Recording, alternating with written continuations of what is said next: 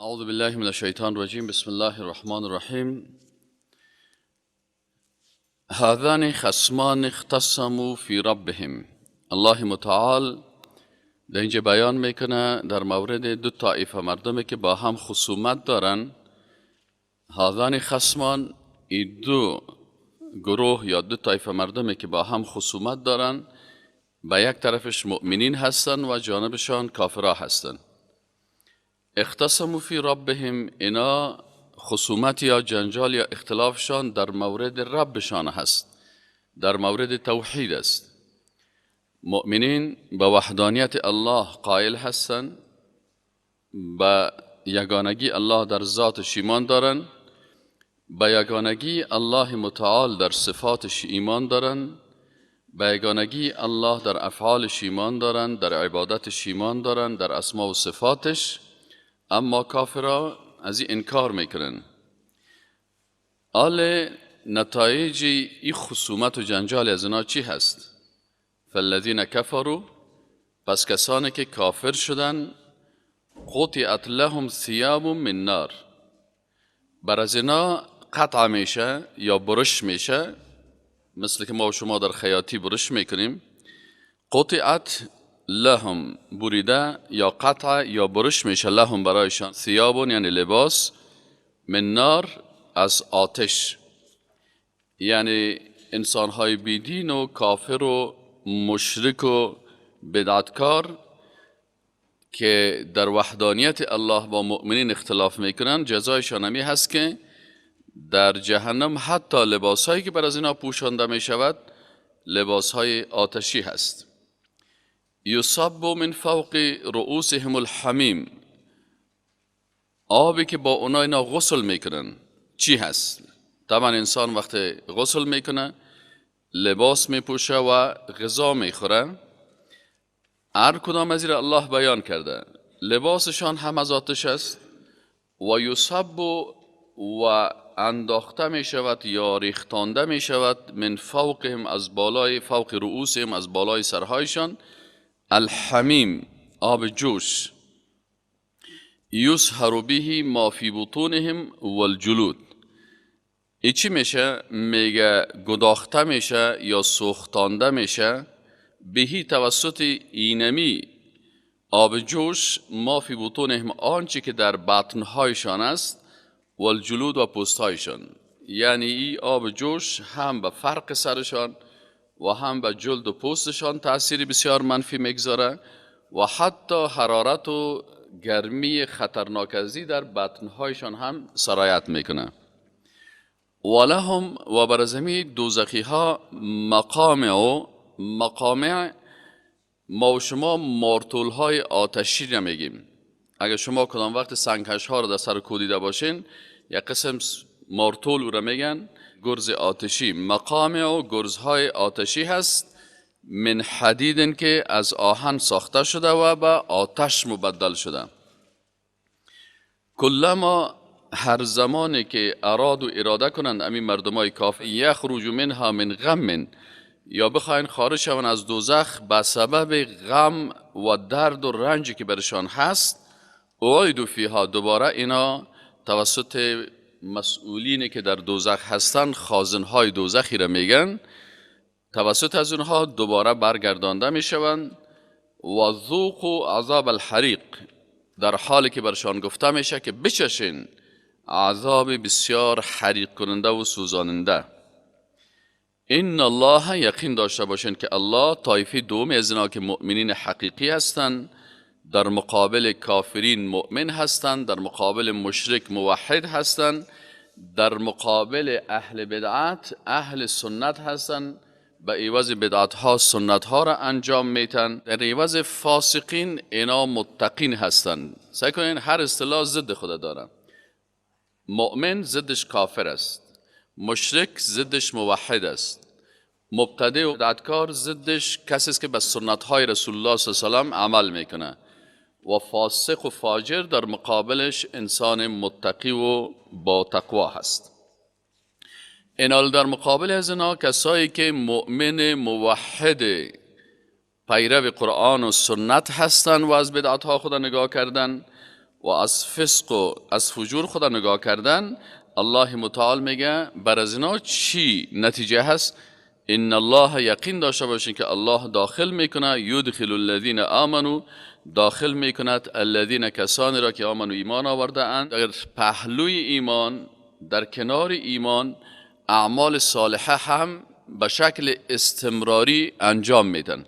تو نمیکنن که یک عمل صالح هم میکنن، باز شیطان برشان میگه بر تو دیگه کفایت کرد و تو رسیدی، ضرورت به اعمال صالحه نداری. الله همیشه ایمان پیوست با اعمال صالحه ذکر میکنه. الله متعال میگه برای گروه دومی که خصومت امرای زنا داشتن و خودشان اینی صفات داشتن، برشان جنات باغ‌هایی است که تجری جاری می باشه، من تحتها، از زیر آن، الانهار، جویبارها، یحلون فیها، یحلون، حلی زیورات میگن، یحلون یعنی زیور پوشانده میشوند، فیها در جنت، من اساور، از دستبندهای، من ذهب طلا، و لؤلؤ و مروارید. حالا اگر یک مرد باشه ساعتش مثلا در دستش باشه، میگه رسول الله صلی الله علیه و آله تیامون دوز داشت، ساعت خود به دست راست خود بسته میکنه. اینا اگر کسی این کارا میکنه که یا در دست راستش یا در دست چپش چی می باشه؟ ساعت می باشه. این ساعت شام از طلای خالص باشه و در بین از این نگینه ها و تراش کلش از لؤلؤ باشه. این کلش نعمت های جنتی ها است. و لباس جنتی ها در مقابل لباس دوزخی ها چی است؟ میگه و لباس هم، لباس جنتی ها، فیها در جنت، حریرون، از ابریشم خالص می باشه. اگر چون ابریشم در دنیا بر مردا حرام است، ولی در آخرت برشان الله را اجازه میده، چون در دنیا باید مردها خوب و متتیز باشن، قوی باشن، مثل که صحابه فرسان النهار بودن و رهبان اللیل بودن. صحابه کرام روزانه مثل چاپندازا واره بودن، قوی بودن، لباسهای سخت داشتن، لباسهای آهنی می پوشیدن در صف جهاد. و شب راهب بودن، شب عبادت میکردن، تقوا میکردن، گریه میکردن. روز مثل چاپندازها واره سر اسبها بودن در معرکه و شب باز عبادت میکردن. مردم های بیدین که از باز روز کار شب میکنه و شب باز خو میکنه. اینی بازی قسمی غلط است. این گپ سر چی است؟ که لباس جنتی ها در جنت حریر می باشه از ابریشم خالص. و هدو الی الطیب من القول.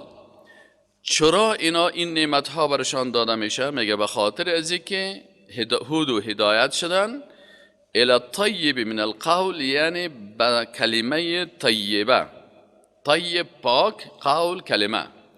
یعنی اینا علت کامیابیشان و علت از که این نعمتهای جنت برشان داده میشه، امو مراعات تعهدات سیگانه هست که در کلمه طیبه دارن. او تعهدات سیگانه چی هست؟ تعهد اول که یا الله بغیر از ذات تو هیچ عبادت ما به هیچ مخلوقی نمیکنم، ولو که مخلوق ملائکه باشه، پیغمبر باشه، ولی باشه، هر انسان باشه یا حیوانات باشه یا نباتات. تعهد اول که یا الله هیچ عبادت به هیچ مخلوق انجام نمیدم، فقط به ذات تو انجام میدم، الا الله. دوم تعهد یا الله قانون هیچ کسی را بالای خود، بالای جامعه خود و بالای مردم خود تطبیق نمیکنم و قبلا هیچ نمیپذیرمش اصلا. این تعهد دوم است. نه قانون روس، نه قانون امریکا، نه سوسیالیسم، نه داروینیزم، نه سیکولاریزم، نه پلان دموکراسی و درام. فقط شریعت تو را تطبیق میکنم، میپذیرم، با ایمان دارم و یقین دارم و تطبیق میکنم. این تعهد دوم در کلمه طیبه است. تعهد سومی است که یا الله عبادت ذات تو را و اطاعت از شریعت تو را به طریقه رسول الله صلی الله علیه و سلم انجام میدم. دیگه طریقه هایی که مردم ها اختراع کردن که مخالف طریقه رسول الله صلی الله علیه و سلم است، او را باز من قبول نمیکنم. اگر تو طریقی هست که به طریقه رسول الله صلی الله علیه و سلم است، پس اونم طریقه رسول الله صلی الله علیه و سلم شد دیگه. پس چرا نامش تغییر بدیم؟ پس ما این سه تعهد است که لا اله الا الله محمد رسول الله در برگیرنده این سه تعهدات است. پس الله متعال میگه که اینا هدایت شدن به اینمی کلمه طیبه و تعهدات کلمه طیبه و هدو و هدایت شدن الى صراط الحمید، با اون راهی که راه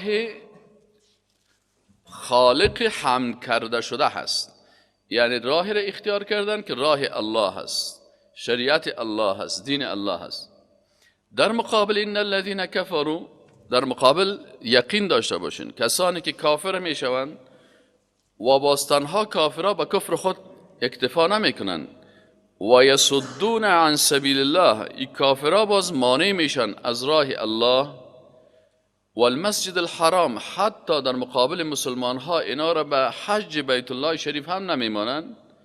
الذی جعلناه للناس سواء، چرا که ما این مکه مکرمه را یا امی بیت الله شریف جعلناه گردانیدیم للناس، برای مردم سواء، برای مردم این جای عبادت گشتاندیم. سواء مساوی هست در اینجا، العاکف فیه والباد، در خانه کعبه العاکف باشنده این منطقه و الباد و کسانی که از جاهای دور میایم به اینجا، کلشان حقوق مساوی دارن، عباداتشان مساویانه هست.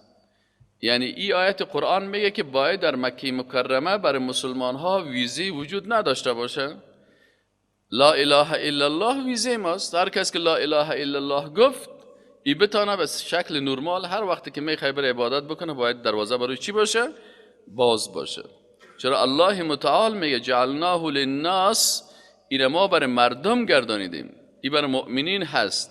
سواء العاکف فیه والباد، مساوی هست کسی که عاکف باشه در اموجه، مانند معتکف در اموجه ساکن باشه در مکه مکرمه در کعبه شریف، و یا هم مردم از بیرون می، کلشان مساوی هستند.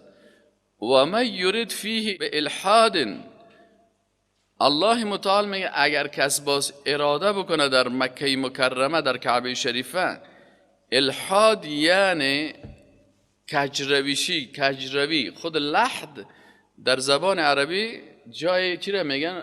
تو میله میگن. ما شما میگیم قبر لحد برش جور کرد، یکی عادی هست، لحد تو راست که در بغیر تو میل میته طرف دیوار قبر باز اونجا زیرش برش میکنن، این لحد میگن. پس الحاد چی را میگن؟ میگه اگر کس میل بکنه در کعبه شریف به گناه یا به کدام جرم یا به کدام شرک و بیدینیه، به ظلم، بس شرک، نذقه من عذاب علیم، بس ظلم که بخواست شرک بیاره و یا کدام ظلم دیگه را بکنه، نذقه من عذاب علیم، باز ما او را میچشانیم از عذاب دردناک. از این خاطر میگه در مکه مکرمه بسیاری از صحابه از زندگی کردن در حرم میترسیدن. بعضی از صحابه میامدن مثلا در بین حرم، امو خطی که حرم است، این طرفش خانه خود جور میکرد و این طرفش باز میره به حرم عبادت میکرد. گفتن چرا تو کردی؟ میگه به خاطر از اینکه زندگی کردن در حرم بسیار سخت و مشکل است. نظر به این آیت قرآن علما میگن که حتی اگر کسی در اینجا تفکر به گناه را میکنه، او را هم الله متعال عذاب میکنه. یک کس گناه میکنه و خب بسیار خطرناک است. یک کسی در حرم شریف در فکر گناه میشه یا تصمیم برای گناه میگیره، اینجا هم میگه برش عذاب علیم است. از این خاطر من یورید، کسی که گفته اراده بکنه، ولو که اراده از این اراده قلبی باشه، عملا کار نکرده باشه، نذقه من عذاب علیم. و اذ بوأنا لابراهیم مکان البیت، آل ای بیت الله شریفه کی ساخته هست؟ بیت الله شریفه یک شخص موحد ساخته هست، نه برای که به کعبه سجده شود. کسی به خود کعبه، به سنگ کعبه، به حجر الاسود اگر کس سجده میکنه این مشرک میشه. چرا؟ کعبه ساختمانش چی هسته؟ ساختمانش مخلوق است، ما با مخلوق سجده نمیکنیم. مثل که شما پشت از این دیوار استاد میشین، اینمی دیوار است، سفر مسجد است، پشت دیوار استاد شدیم، اینمی پشت کعبه هم که استاد میشه مثل اینمی دیوار استاد میشی. حالا اگر ما پشت از دیوار استاد میشیم، اگر کسی به خود دیوار سجده میکنه این مشرک میشه، کافر میشه. ما روی ما را طرف قبله دور میتیم. کعبه فقط سمبل است برای چی؟ برای قبله مسلمان ها، چرا که هر کس نمازهایش تو منظم شود. اما این به این معنی نیست که کس به خود کعبه یا به دیوار کعبه یا به حجر الاسود سجده بکنه. سجده برای الله میشه، قبله او طرف است. مثل که یک نفر در پشت درخت استاد میشه نماز میخونه، اگر پشت درخت استاد میشه یا پشت یک چوب استاد میشه، به خاطر که ستره هست، سنت است. شما در مسجد داخل میشین باید پیش رویتان یک ستره باشه، در تو میدان نماز نمیخورین بس، بلکه می نزدیک دیوار یا پیش رویتان یک چیز را میمانین. اگر به اون چیزی که پیش رویت است بر از او سجده میکنی تو مشرک میشی. اما رویت تو طرف قبله میکنی فقط یک ستره هست. عالم کعبه شریف بر مسابه یک ستره هست در مقابل ما و شما که استاد میشه، مثل این دیوار. پس اگر کسی به این دیوار سجده میکنه مشرک است، و اگر کسی به خود خانه کعبه سجده میکنه در شرک مبتلا میشه.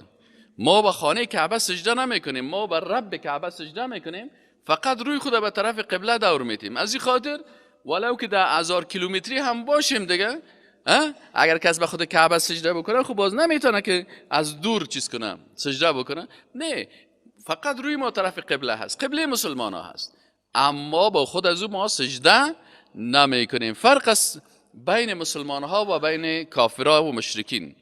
مشرکین وقتی که یک سنگ ماچ میکنن و سنگ عبادت میکنن، به سنگ سجده میکنن. ما و شما که حجر الاسود بوسه میکنیم، اما گپ عمر رضی الله تعالی عنه به یاد ماست که عمر رضی الله تعالی عنه در مقابل حجر الاسود استاد شد و گفت که تو یک سنگ سیاه هستی، نه به من منفعت رسانده میتونی و نه ضرر. متوجه هستین؟ ببین حجر الاسود عمر رضی الله تعالی عنه گفت تو یک سنگ سیاه هستی، نه به من نفع رسانده میتونی و نه ضرر. فقط صرف به خاطر از اینکه رسول الله صلی الله علیه و آله تو را بوسه کرده، من تو را چی میکنم؟ یک بوسه میکنم که سنت است. اگر رسول الله صلی الله علیه و آله نمیکرد من می کارم نمیکردم، فقط چون تو سنگ از جنت آورده شدی و رسول الله صلی الله علیه و آله تو را بوسه کرده، یکی از شعائر اسلامی هست. اما من عقیده دارم که تو سنگ نه به من نفع رسانده میتونی نه ضرر رسانده میتونی. متوجه هستین؟ این می قسم سنگ نفع و ضرر رسانده نمیتونه. سنگ های کعبه و خشت های کعبه هم برای کسی نفع و ضرر رسانده نمیتونه، چون اونا مخلوق هستن. نفع رسان و ضرر رسان و زنده کننده و میراننده و اولاد دهنده کلش الله متعال هست. از این خاطر ما مسلمان ها تا سر بام کعبه بالا میشیم. بت پرستا سر بت خود بعضی اوقات بت پرستا میگه شما چطور کعبه را احترام میکنین؟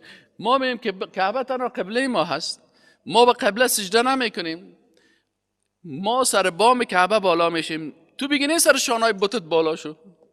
اگه تو مثل ما هستی، تو خب بر بت سجده میکنی، تو به شخص بت سجده میکنی، تو از خود بت. اگه مسلمان از کعبه دختر پسر بخواه مشرک میشه. فهمیدین نه؟ مسلمان ها از رب کعبه اولاد میخواین. کعبه فقط سمبول هست که الله متعال این یک عزت داده، گفته بیت الله. بیت الله یعنی بیت مخلوق مکرم عند الله. این قسم است، خانه هست که عزت داده. کل خانه ها خانه الله هست، کلش مالک کلش الله هست، اما این چرا یک عزت خاص داده؟ از این خاطر متوجه باشین بعضی چیزهای بسیار اعتقادی هست که در عقیده انسان باید بسیار عقیده صاف پاک داشته باشی تا که الله متعال تو را جنت نصیب بکنم. الله متعال میگه و اذ بوأنا، و وقتی که ما نشان دادیم مشخص ساختیم برای کی؟ لابراهیم و بر ابراهیم علیه السلام مکان البیت. ما گفتیم اینی جای خانه جور بکن، خانه کعبه را که قبله مسلمان ها باشه. الله تشرک بی شیئا، و برش گفتیم که فکرت باشه که خانه را جور میکنی، لکن خانه را یا دروازه خانه را یا کدام مخلوق دیگه را به الله شریک نگردانی. مکان البیت ان لا تشرک بی شیئا، که به ما چیزی را شریک نسازین. و طهر بیتی، و پاک بگردان خانه مرا. این اضافت چی میگن؟ اضافت تشریفی میگن.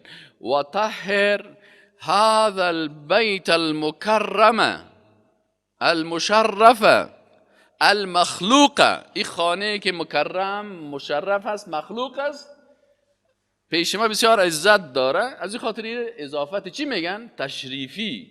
مثل ناقة الله، ناقه مخلوق با شرف الهی که معجزه هست، شتراکرش از الله هست. این شتر چرا ناقة الله گفته شد؟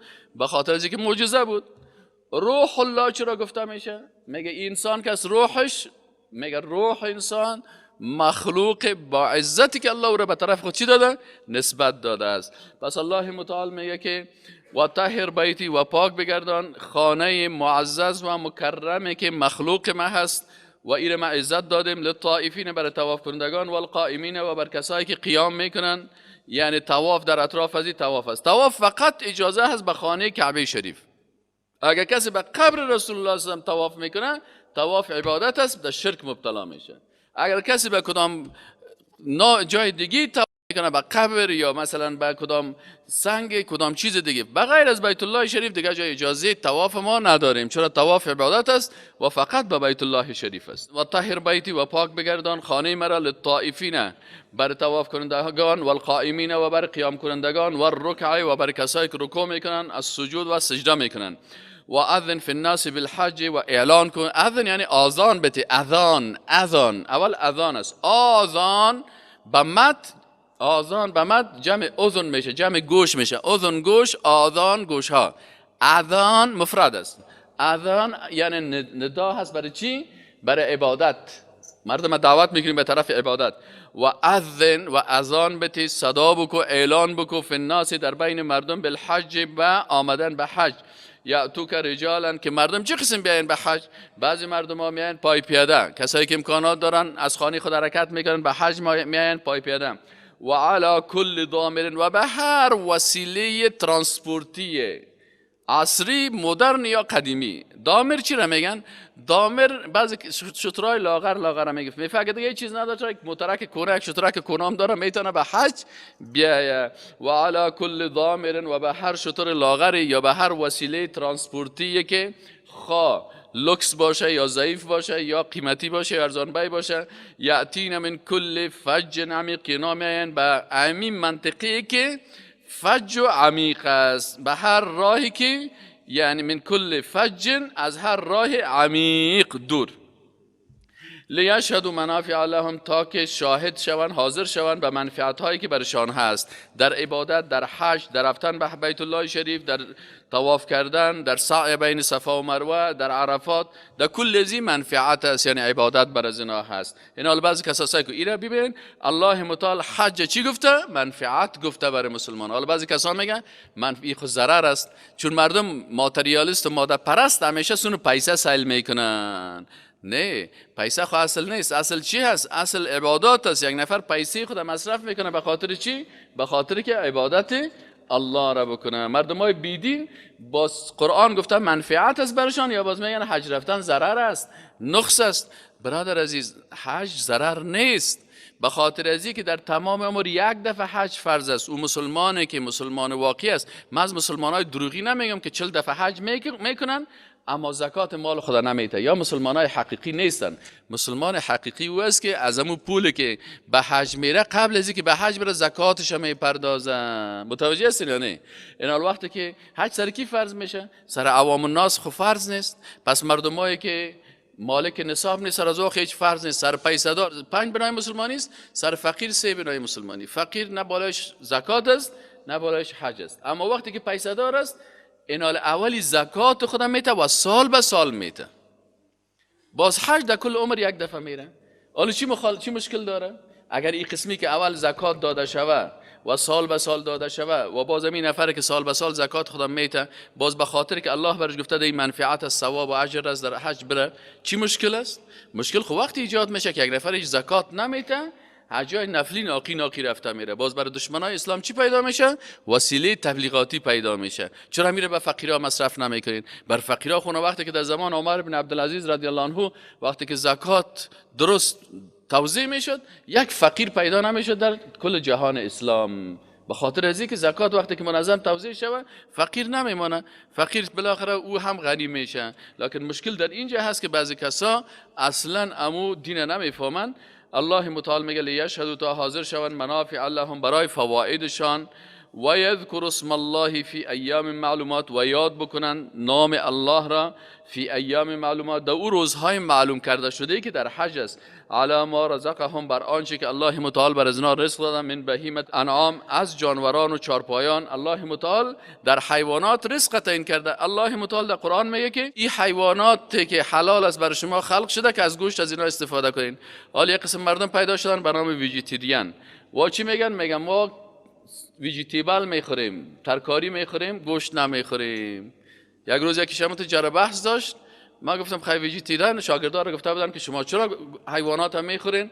حیوانات خود گناه دارن یا خود زنده جان هستن، شما چی میخورین؟ گفت ما ویژیتیبل میخوریم. گفتیم تو همین نفر پروفسور گوپال نام داشت، خودش هندو بود، برش گفتم برو برای پروفسور گوپال بگو که استاد ما میگه که ویجیتیبل هم اگر تو عقل داشته باشی و رشته تا بفهمی، ویجیتیبل هم خود روح داره و جان داره و نفس میکشه و تولد و تناسل میکنه، او هم میکنه. پس اگر شما بسیار مردمای خوب هستین، خاک بخورین، سنگ بخورین، ویجیتیبل. خب فرق بین حیوانات و بین نباتات در چی است؟ که حیوانات تحرک دارن و ویجیتیبل نباتات که از حرکت ندارن. هر دویش احساس دارن، هر دویش زندگی دارن، هر دویش مثلا تواصل دارن، تناسل، تکاثر دارن، احساس درد، احساس کل چیز میکنن.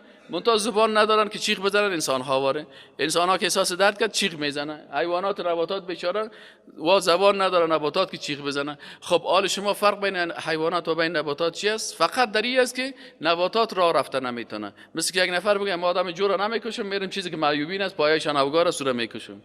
یا یک جنایت است دیگه، قتل اردوش قتل است. گفتم اگه شما از قتل میترسین، خیلی برین یک ذره خاک بخورین، سنگ بخورین. فبهت الذی کفر، آدمی که کافر بود چوب دیگه هیچ باز اول موال دیگه رایی نکرد، اما تو سکوت من. خب الله متعال میگه شکر الله را بکنن در چی؟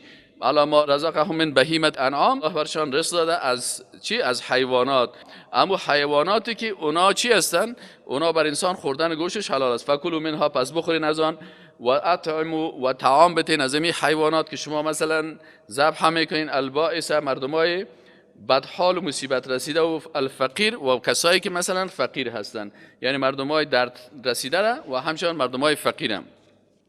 ثم لیاخذوا تفثهم، دور کنین، از بین ببرین. چی از بین ببرین؟ تفثهم، چرک خود را، ناپاکی که در وجود انسان ها هست. و لیوفوا نذورهم، و وفا بکنین به نذرهایتان. این نذر یک عبادت است. الله متعال میگه همچنان وقتی که یک نذر نیت میکنی، نذر باید ایره وفا بکنین به نذرهایتان. وقتی که نذر گرفتی باید به نذرت وفا بکنی. و نذر عبادت است. و ما شما گفتیم که انجام عبادت برای الله توحید در عبادت است، و انجام عبادت به غیر الله شرک در عبادت است. ما اینا توحید در نظر داریم و شرک در نظر داریم. اینجا میگه که ولیوفوا نذرهم، و باید وفا بکنن امی به نذورهم، نذرهایشان. توحید در نظر داشته باشن. اول نظر فقط به نام الله بگیرن، و نظر که به نام الله گرفتن به او وفا بکنن. ولیطوفوا، و دیگه طواف است. این طواف هم عبادت است. توحید در طواف و شرک در طواف، این باید فرق بکنین. توحید در طواف است که فقط بیت الله شریفه به خاطر امر الله طواف میکنی، و شرک در طواف است که بغیر از بیت الله شریف و کدام مکان دیگه که قبر پیغمبر باشه یا قبر کدام شخص باشه طواف بکنین. چرا مردمای مشرک، بت پرست و قبر پرست، بازم گرد بت خود و قبر خود چی میکنن؟ به عوض بیت الله شریف طواف میکنن. و یا میگن نه بیت الله هم طواف میکنیم، با هم طواف میکنیم. شرک چی رو میگه؟ شریک کردن میگن. شرک چی رو میگن؟ شریک کردن میگن. مثلا نمیال 4 نفر در یک شرکت اشتراک دارن، این چهارشان شریک هستن. یکیش مثلا 50% شریک است، یکیش 20% شریک است، یکیش 5% شریک است، یکیش 1% شریک است. ولو کمی 1% هم شریک باشه، این شریک از اینا هست. اینا اگر در عبادت الله اگر یک کسی 1% هم مخلوق شریک میسازه، این شرک است. اگر تمام عمر در گرد بیت الله شریف طواف کرد، 1 مرتبه هم بغیر از بیت الله شریف و کدام جای دیگه طواف کرد، این شرک آورد در طواف. پس توحید در طواف که فقط به بیت الله شریف طواف بکنی، و شرک در طواف چی است؟ که بغیر از بیت الله شریف به دیگه اماکن چی کنی؟ طواف بکنیم. ولیطوفوا، الله متعال امر میکنه که شما موحدین طواف بکنین بالبیت العتیق. با کدام خانه؟ با خانه که عتیق است. عتیق در حقیقت آزاده میگن، خانه که تحت مالکیت کس نمیره، کسی را خرید و فروش کرده نمیتونه. و عتیق به معنای سابقه و قدیمی هم هست، که این بیت الله شریف نو ساخته نشدن، این از قدیم و زمان همی جای عظیم معین و مشخص است. ذالک، این سخنی که برای شما گفته میشه. و من یعظم حرمات الله، و هر کسی که تعظیم شعائر الله بکنه. ما و شما گفته بودیم که توحید که است، توحید در عبادت چند قسم است. یکی توحید در عبادات قلبی هست. عبادات قلبی را اگه فکرتان باشه ما و شما حساب کردیم که عبادات قلبی عبارت از چی است؟ عبارت از نیت است 1، توکل است 2، محبت است 3، خوف است 4، رجا امید است 5، متوجه هستین؟ تعظیم شعائر الله هست 6، توکل است 7. پس تعظیم شعائر الله که است، این یکی از عبادت‌های قلبی هست. توحید در تعظیم شعائر الله. توحید در تعظیم شعائر الله چی است؟ که انسانی که شعائر الله را، مثلا ریش است، نماز است، حج است، کعبه هست، حجر الاسود است، اینی علما هستن، مساجد هستن، اینی کل شعائر الله گفته میشه. این حال کسی که این اوامر الله را، شعائر الله را به خاطر الله تعظیم میکنه، اینی موحد است. و کسی که بر از اینا بی‌ادبی میکنه، این باز کافر است. مثل که در آیت بعدی باز ما و شما میبینیم که یک اشخاصی که بر رسول الله صلی الله علیه و سلم توهین کردن، پیغمبر هم از شعائر الله هست، پس وقتی که به پیغمبر صلی الله علیه و سلم توهین کردن کافر شدن. بعضی کسا سر ریش رشخند میزنن کافر میشن، بعضی کسا سر لنگی رشخند میزنن کافر میشن، بعضی کسا سر علما رشخند میزنن ای کافر میشه، بعضی کسا سر ملائکه رشخند میزنن، اینی کل چیز. بعضی کسا سر قرآن رشخند میزنن، سر حدیث رشخند میزنن، اینی کل توهین یا تحقیر یا رشخند کردن این سبب کفر میشه. الله متعال میگه ذالک، ای حکم که شد، و من یعظم، و هر کسی که تعظیم بکنه، احترام بکنه حرمات الله، آن چیزی که از شعائر الله هست. چی؟ نامهای الله هست، صفات الله هست، پیغمبر الله هست، نبیین است، صدیقین است، شهدا هست، صالحین است، اولیاء الله هستند، یا مثلا ریش است، علما هستند. یعنی به یا باید کسی توهین و تحقیر نکنه، اینا را کسی باید توهین نکنه. و کسی که اینا را تعظیم میکنه فهو خیر له، الله متعال باز میگه ای برش بسیار بهتر است در حفظ توحید و یکتا پرستیش، در حفظ ایمانش، در بنزد کی؟ عند ربه، بنزد پروردگارش. و احلت، و حلال کرده شده لکم برای شما الانعام چارپایان، الا ما یتلا علیکم، مگر او چارپایانی که برای شما تلاوت میشه که او را باید نخورین، مثل حیوانات درنده که خطرناک است، یا پرنده های درنده که است که گوشت از اینا برای شما گفته شده که حرام است. فاجتنبوا الرجس، پس شما اجتناب بکنین از پلیدی ها، من الاوثان، از بت پرستی و قبر پرستی. یکی صنم است، یکی وثن. صنم چی را میگن؟ صنم وقتی که یک دوست الله یا یک پیغمبر یا نبی یا ولی یا صدیق یا هر کسی از اینا، یک شخص نیک وفات میکنن، اگر مجسمه از این ساختن، بازو مجسمه از اون صنم میگن. صنم. وثن چی را میگن؟ که از همون شخص قبرش عبادت کنن، بازو به وثن تبدیل میشن. از اون خاطر رسول الله صلی الله علیه و دعا کرد، گفت یا الله اللهم لا تجعل قبری وثنا، یا الله قبر مرا وثن مگردان، یعنی قبر مرا مثل بت نساز که مثل که بت پرستا پیش بت سجده میکنن، بر بت طواف میکنن، دقیقه بت تار میگیرن، باز تارایش در گردن خود میپرتن، بت پرستا پیش بت خود مجلس جور میکنن، میله جور میکنن، میتایی و حلوا و شیر گپا میخورن. پروردگار قبر مرا این قسمی جور نکنی که در قبر من کس به من رکوع بکنه یا سجده بکنه. چرا رسول الله صلی الله علیه و آله گفت که لعن الله الیهود و النصارى، الله چرا یهود و نصارا را لعنت کرد؟ میگه به خاطر ازی که یهود و نصارا افراد کردن در شخصیت پیغمبرای خود، اتخذوا قبور انبیائهم مساجد، قبرهای پیغمبرای خود چی جور کردن؟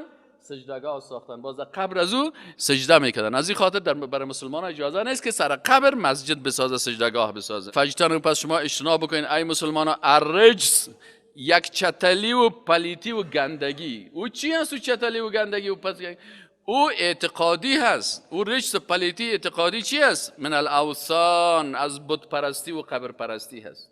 اگر کسی را پرستش میکنه، ای از لباس کثیف کردم، عقیده کثیف بسیار چتل است، عقیدهشان خراب میشه. و اجتنبوا قول الزور، و همچنان اجتناب بکنین از دروغ. در یک حدیث میگه که رسول الله صلی الله علیه و آله گفت که آیا مسلمان بخیل میباشه؟ گفت ممکن است یک نفر مسلمان هم باشه بخیل هم باشه. متوجه هستین؟ میشه مسلمان مثلا بعض اشتباهات هم بکنه، اما مسلمان دروغگوی نمی باشه. چرا؟ کسی که دروغ گفت بسیار مرض خطرناک است. الکاذب عدو الله، دروغگوی دشمن الله هست. خصوصا دروغی که بر الله دروغ بگویم. بسیاری کسا به الله دروغ میگه، یک چیز را الله حلال و حرام نکردی، از دل خود میخیزه حلال و حرام میکنه. یا الله گفته کافر دشمنت بگیرید، سرش دروغ میگه، میگه نه کافرها پروا نداره، دوست بگیرینشان. این تکذیب است برای الله، این عدو الله میشه، دشمن الله میشه. و دروغای دیگه که روزانه مثلا دروغ میگه، اینا هم بسیار زشت است. یعنی مسلمان نباید ابدا دروغ بگویم. از این خاطر میگه یک تفلک خورد، میگه تفلک خورد هم نبود، پسر جوان بود همسنای شما. میگید جوان در کدام سفر میرفت، قافله از دزدا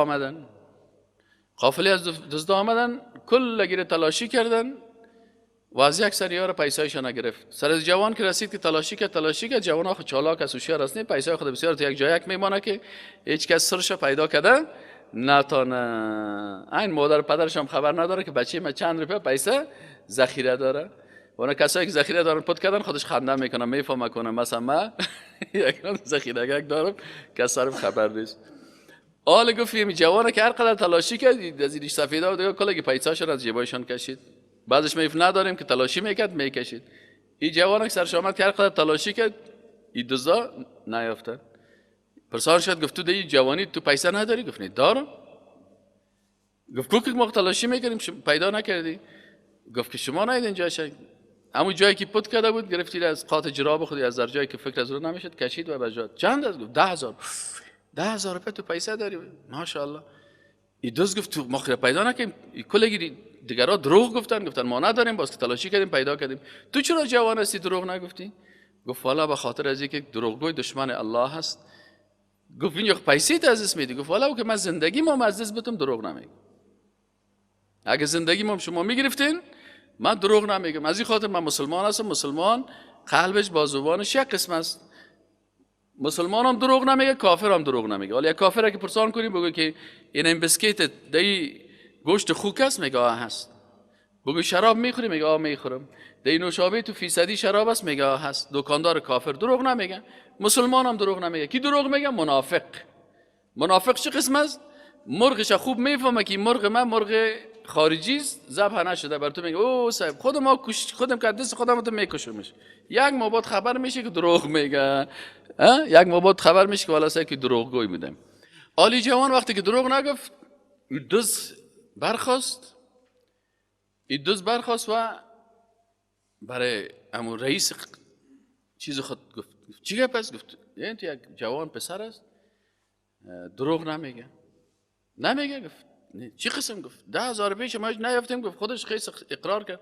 این جوان خواست گفت که خب جوان چی کردی؟ چرا راست گفتی؟ چرا پیسه تا پت نکردی؟ گفت که فقط ما به خاطر ازی که شنیدیم از رسول الله صلی الله علیه و سلم که مؤمن لا یکذب. وقتی که نامت مؤمن ماندی باید دروغ نگویی. به این معنا که کار نکنی که تو را وادار به دروغ بسازه، چون گناه انسان وادار به دروغ میسازه. اکثرا انسان های مجرم و گناهکار مجبور میباشن دروغ بگوین.